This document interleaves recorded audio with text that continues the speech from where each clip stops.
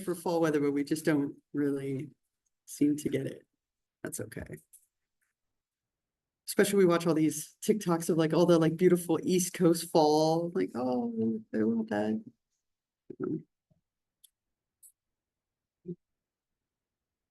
Oops.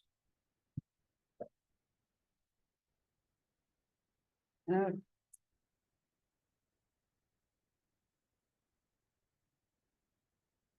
was everyone doing? Good, hanging in there? Yeah. Right. I love that it's fall, like we were saying, so I wish it was colder, but it's so nice this morning, I'll take it while it's left. And it feels like it's been forever because of the exam and then missing Wednesday, it feels like it's been too long, so I'm glad to be back in here with all of you. I hope you feel the same way, even though it's 8:30. That always makes it a little tougher to be excited, but that's okay, we'll hope for the best. I want to just say a couple of things really quickly about what I saw on the exam. And then we move into our next unit, right? So we're a third of the way, a little more than a third of the way through the semester and through the class. So the exam, a lot of you did really, really well, as I would expect, given that you had your notes and your book. The scores were pretty much what I would expect them to be. The high score, and I'd like to give you some statistics just so you can kind of get an idea of where you fell in relation to everyone else and how the class did. So the high score was 100. There were 3 people who got a score of 100, which is pretty phenomenal, didn't miss anything. The low score was 79. The average was a 93. And the amount of time that people took on average was 64 minutes. Okay, so just a little bit of like statistics to kind of give you an idea. Like I said, a lot of A's, a lot of really strong scores, which makes me happy to see. Even the lowest score was just shy of a B. So that's amazing. That's great. I'd like to encourage you, and I give this same like little spiel in every class. So I'm sorry if you've heard it or we'll hear it again later. But I'd love to have you kind of use this as a learning opportunity. If you love how you did, or you're happy with how you did, keep doing the same thing in this next unit. Clearly it worked for you. If you wish you had done a little better, remember that you have the study guide already for this unit. So you can focus on kind of one chapter at a time as we go through, or study a little differently or do the study guide a little differently. But most of you did really well. I hope that you found the exam to be like really clear and fine. It looks that way. But what we'll do, as I said, is we'll move into our next unit today, but you can expect the exams to be about the same. We'll have 2 more of them as we go through the semester.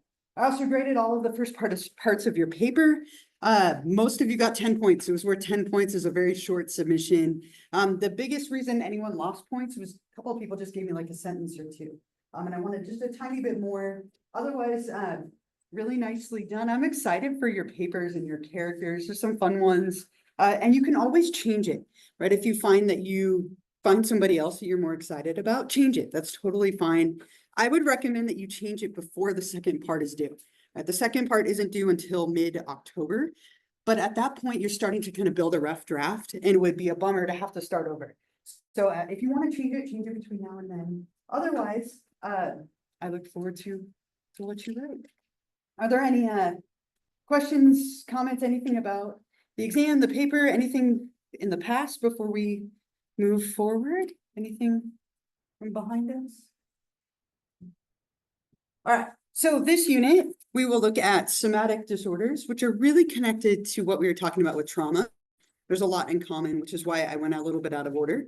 Then we'll go to mood disorders, suicidality, eating disorders, and substance disorders. So that is our kind of a topic preview for this section. And as I said, this disorder, I feel like it matches really logically with the last chapter. So the last chapter was about stress and trauma. Good morning. These disorders are very linked to stress and trauma, right? So I think it's a really natural segue. And then we'll go back to chapter 6 afterward. But we'll look at disorders that affect the body that are typically related to like stressors and things along those lines. And then some psychophysiological disorders as well. So as a group, these are called somatoform disorders or disorders featuring somatic symptoms. I've seen it both ways. They're used kind of interchangeably. So somatoform or disorders featuring somatic symptoms. Soma means body. So the idea here is these are disorders that affect the body. They affect you physically. And as a group, they're disorders where you have some kind of physical issue, like a physical ailment or illness or loss of sensation, some kind of issue that's caused by a psychological factor. And the key with these is that you're not doing it on purpose. So there's some really rare ones like conversion disorder where people will lose a sense, they'll go blind or deaf, and it has nothing to do with anything physical. It's completely psychological. More common than that, people get stomach aches, headaches, all kinds of like smaller issues that are very much related to psychological functioning. So as a group, all of these are like some kind of physical issue caused by something mental, right? And it's not something that you're doing on purpose.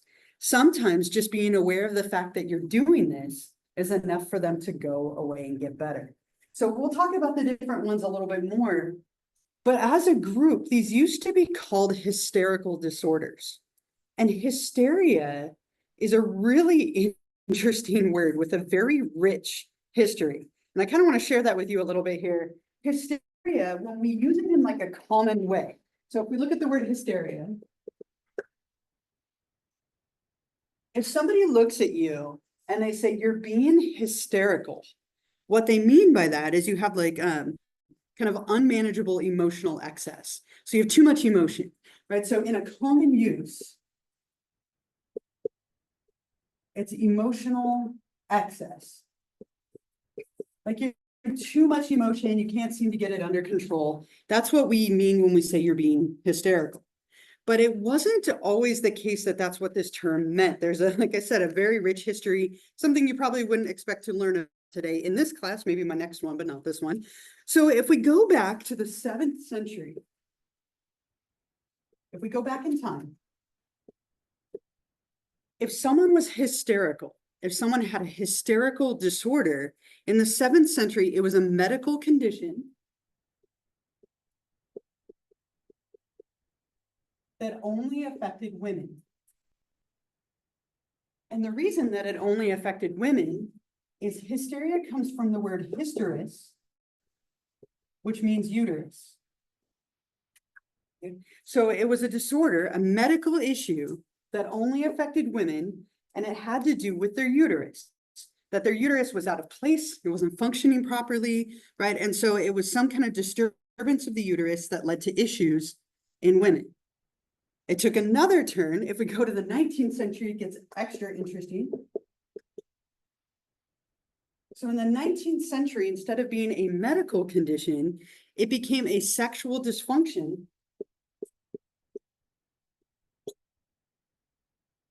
still only affecting women. So the thought was that women had this sexual dysfunction because of some kind of issue with their uterus. Now, here's where it gets interesting. The treatment for this sexual condition called hysteria was to manually massage their genitals to cause them to have a frustrated orgasm to put the uterus back into place. So women lined up, went to the doctor, lined up by the hordes to go to the doctor. They would put their legs up in stirrups and they would slowly, frustratingly massage them, right? Massage their clitoris for like 45 minutes to an hour in a way that would prevent them from having an orgasm. Now, at the time, it wasn't thought that people could orgasm that way, only through like intercourse. And so by doing this procedure, it was thought to reset the uterus and put it back in place. Now, women lined up like crazy for this procedure. The male doctors of the time could not meet the demand of all these women. They were starting to have like hand problems and arm problems from doing these long procedures for these women. So as a side note, it led to the development of the first vibrator. The first vibrator was developed to help treat hysteria because these poor doctors couldn't keep up with the demand. Even more of a side note, if you were curious, the first vibrator was called Granville's hammer, right? Named after the doctor who invented it. It was huge.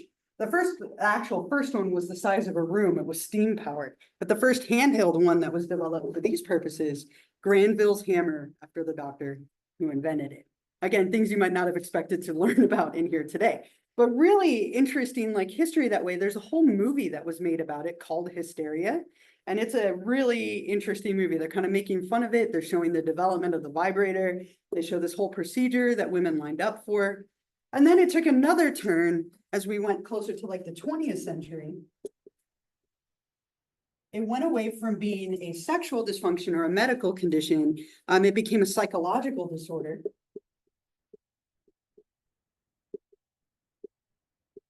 And it could affect women or men. And this was something that was furthered by a neurologist named Charcot and also Freud. Charcot and Freud. Right, so at this point, it was thought that it was somebody who could keep their emotions under control. They were having all sorts of issues because of like emotional excess. They did things like hypnosis and talk therapy. But again, a very rich history. So next time somebody says you're being hysterical, you can think of Granville's hammer and all those other things that came with it. But when we get to today, hysteria is a psychological disorder, but we don't use that word anymore. Instead, we use somatoform disorders. But again, a lot of history to get up to where we are now. Any thoughts or questions? Anything about hysteria? Yeah, right. So it could be either. And it was usually women, but it could be men or women. Right. And stereotypically, it was always thought to be women who couldn't handle their emotions, but it could be either at this point by the time we hit like the 20th century. Anything else for now? So again, as a group, somatoform disorders or disorders featuring somatic symptoms, there are a couple of them. There's conversion disorder and somatic symptom disorder. So conversion disorder is what we'll talk about first. Conversion disorder is what we would most likely view as hysteria. If you had to think about hysteria in a common, like current sense, it would be conversion disorder. Conversion disorder is when you take a psychological conflict or trauma or stressor or need, and you convert it, which is where the name comes from. You convert it into a physical symptom, something that affects your motor function, your sensory function, something usually kind of dramatic. In this kind of spirit of hysteria, it's typically dramatic. So if you've ever heard of somebody like having a car accident and they hit their head really hard and then they forget, right? That is due to a physical issue. This is driven by something psychological. So common example, somebody witnesses something really awful and it's traumatic for them. So they go blind from it. Now, they're not causing themselves to go blind purposefully. It is a psychological like reaction to the trauma that they convert, again, hence the name, into a physical symptom. And the wildest part about that is once you realize that you're doing it, your vision starts to come back slowly. Doesn't have to always be something dramatic, but it tends to be more on the dramatic side. There was a case in the news, this was like 8-9 years ago. There was a soldier who was in combat. He shot a young boy as like accidental damage in combat. And he came back and he was having issues with his hand, right? He was having paralysis and numbness in his hand. He went to the doctor, as people typically do with this, right? And they ran every test, they did scans, they did everything that you could do. There was nothing physically wrong with his hand. But when they dug a little deeper, it started with his finger, his trigger finger, right? And then it spread to his hand and then up his arm. It was a psychological reaction to the trauma of shooting this boy, converted into a physical symptom. And then through therapy and coming to grips with it, that sensation started to come back. So again, kind of rare, but it tends to be a little bit on the dramatic side of converting it into a loss of like sensory or motor function most of the time. Now, I found an example of this in a clip. It's not perfect, but it's pretty decent. It's from a King of the Hill episode. But so I'll play it for you. But he goes blind from witnessing something traumatic. And so we can talk about how it's a good example and not the best one in the healing of it. So if somebody loses their vision, for example, they might have like blurry vision or like patches of vision that are starting to fade over days or weeks. And then to have it come back, it would be typically working through that trauma. As I mentioned, it's almost always like a sense or a motor function.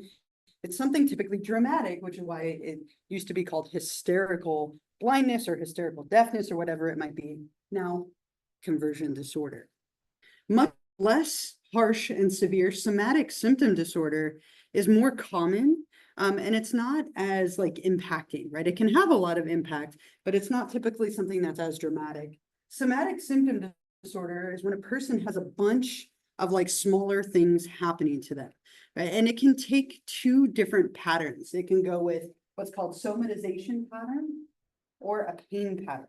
And with somatization pattern, people have a bunch of reoccurring ailments that again don't have an organic or physical cause. They're all caused by something psychological. So in order to have this first pattern, the somatization pattern, you have to have a couple of different types of symptoms. You have to have a severe pain symptom. So something hurts, and it hurts a lot, and it hurts all the time. And again, it's not caused by anything physical. It is emotionally driven. So maybe headaches or chest pain, but it's some kind of pain in your system. You also have to have a stomach or like a gastrointestinal issue. So nausea, vomiting, diarrhea, stomach pain, something with your GI tract, right? So something related to your stomach. You have to have a sexual symptom.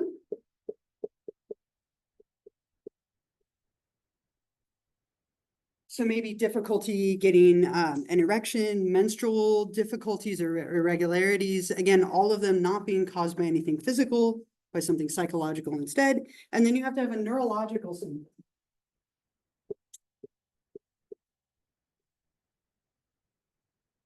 Numbness, tingling, loss of sensation in part of your body, right? Some kind of vision issue or paralysis. So you have a bunch of like vague issues that are all caused by something psychological. This one is missed a lot because if you had like a pain issue, you would go to the doctor for that pain issue. And then if you had like a neurological symptom, you would go to the doctor, right? And they might all be seen separately rather than as like a pattern of things that are occurring together. And again, the idea with this is that once you kind of come to grips with the stressor or the emotional issue that's causing all of it, they tend to go away. And you're not doing any of this on purpose. You're not even aware that you're doing it. That's kind of the key with all of these. We'll talk about faking in a minute. This is different than faking. It's completely without any purposeful guiding. And the last one, predominant pain pattern, you just have pain. You have pain that's not related to something physical. So maybe something in your body is like hurting all the time. The severity of the pain is like more intense than it should be. It lasts longer than it should. The idea with all of these is your mental functioning is affecting your physical functioning. It's affecting your physicality in some way. And until you come to grips with whatever is causing it, these issues aren't going to go away. So this one, much more common. The first one, much more dramatic. Any questions or thoughts or stories? Anything related to these two that are up here? Anything at all? All right.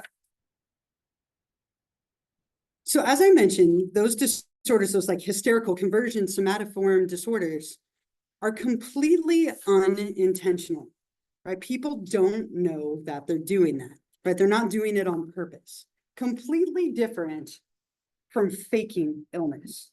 Now, I guarantee that every single one of you at some point in your life have either faked being sick or hurt or whatever to get out of something. It's so common, right? Like I remember as a kid, and this was before like digital thermometers. I didn't want to go to school one day because we were having a test. And so when my mom left the room, I put like the old thermometer up against a light bulb. I'm like, I'm gonna have a fever. I'm not going to school. She came back, she's like 106, you should be dead, right? I held it on there too long, my bad. I had to go to school anyway. But faking being sick because I wanted to get out of school. Maybe you fake being sick because you want someone to take care of you. You want attention and sympathy, right? People fake illnesses or pain or conditions for a lot of reasons. And when people fake something on purpose, we call it factitious disorder, which is popularly known as Munchausen syndrome. So if you've heard of Munchausen syndrome, the technical name for it is factitious disorder, but they're used kind of interchangeably. This is what you would diagnose someone with. but this is the like common name. And with this, people are purposefully faking or producing symptoms to create a sick role for attention, sympathy, to get out of things, right? For a whole variety of reasons. My partner has someone in her family who has like severe Munchausen syndrome. Her name is Kim, Kim with a Y. I don't know why that matters to me, but it does, right? Kim. And I remember when we first started dating, she was about to introduce me to her whole family, and she's like, "Oh, Kim is gonna be here." I was like, "Is that bad?" And I'm like, "It's your sister, right?" She's like, "She's crazy." And I'm studying to be a psychologist. I'm like, "Oh, bring it on, let's go." I can't wait to meet her then. And she's like, "Just don't believe anything she says. She's like a horrible liar, and just don't talk to her." Okay, that's gonna be easy, but okay. So we go in, and like, of course, her sister at some point corners me and is telling me the full story about how she has kidney cancer, right? How she has cancer of the kidneys and she doesn't have long to live and all this stuff. And like later on that night, I'm like, "Oh my God, that's so awful that your sister has cancer. Like, how long does she have? How long has she been treating for it?" Like asking questions. And she's like, "She's fine. Don't even worry about it." Yeah, you're cold, right? That's your sister. And she's like, she had a brain tumor before the kidney cancer. She had like some liver issue before that, like the migraines before that. She's like, "It's always something. Just watch. 2 months from now, the kidney cancer will just randomly be gone and she'll move on to something else."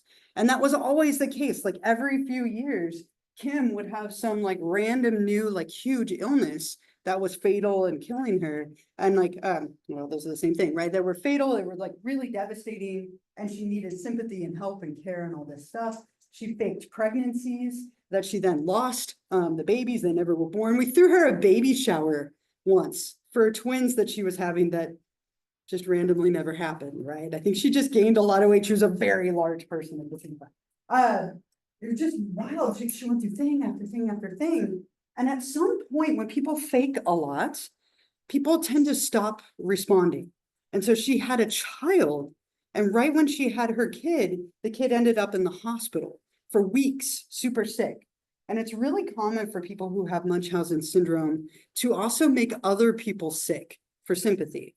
Traditionally, they're children, and that's called Munchausen by proxy. When you make somebody else sick in order to get people to feel bad for you, that's Munchausen's by proxy, and it can be dangerous. Sometimes people go too far and they actually will kill like that person that they're making sick, or they just make them severely ill because they want the sympathy of like, "Oh my God, I can't imagine what you're going through. That's your child," right? And it started with her, and then it moved to her kid. Yeah. Yeah, just, planted like. So she, like, her mom made her believe that she was sick, right? And then her and Nicholas like killed her mother, right? So we're going to talk about her in the last chapter as one of the insanity plea cases. So we'll come back to her. But yeah, I mean, there was Munchausen's as a part of that, right? Her mom made her for years believe that she was wildly sick when nothing was wrong with her, right? And again, it's purposeful, right? You're purposefully faking this or making someone else sick as a way to get sympathy and attention. Yes. Actually sick. No, right? I mean, honestly, I don't know. So we don't talk to them anymore. She's really like a very toxic person. But the crazy thing, and this happens sometimes, is her daughter kept getting better, but then every time Kim would visit the hospital, she'd get sick again. And so like CPS, like Child Protective Services, is really aware of that kind of stuff. So it became this pattern of her daughter would get better and about to be released. And then Kim would go to the hospital and all of a sudden she gets sick. And so it's common for people to slip substances in, like make their child sick in some way. And that was clearly something that she was doing, which is just sad. It's hard to imagine doing that, but that's how like deeply ingrained this is. And people who have these conditions oftentimes are really well versed in the condition. Like they will look it up, they know what they should be doing, they know what kind of treatments are involved, they know everything about it. And it's like they're putting on an act, right? It's very much an act. Is that a, oh, okay, you moved, right? It can be really devastating for like the people around them, especially if they're making someone else sick. So again, the technical name is factitious disorder. Munchausen syndrome would be the popular name that we sometimes call it. I found an example of this I don't know if any of you have ever watched the show Untold Stories of the ER. I used to love that show. It's just like all these cases of people who go into the emergency room. And very common for someone who's faking illnesses to end up in the emergency room, right? It's an area where you're in an emergency, you get a lot of attention, you like medical procedures. And so I tried my best to edit out the like redundant pieces, but there's a little bit of like commercial break clips. But I have an example of this that I'd like to share with you. And I think it's a really good one. And I just want you